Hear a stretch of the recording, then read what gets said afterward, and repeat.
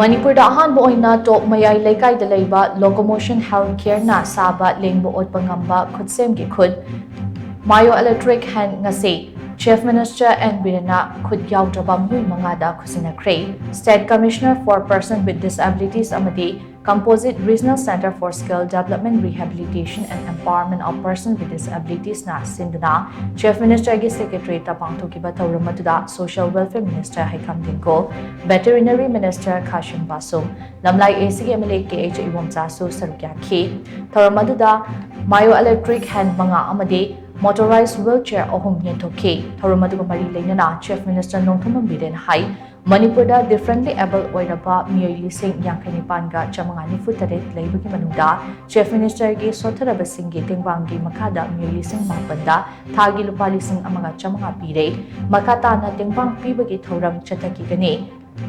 Lairaba Madi Sotaraba Sing, Madu Oina, differently able oiraba Sing Bo, Makoy Imung Manuna, Potlum Oina Lonare, Makoy Bu Tingwang Pibakak Natana. Karam na hingli haibasi yengshin ba tangay fadi hainasu, Chief Minister N Biren makata na fundukki.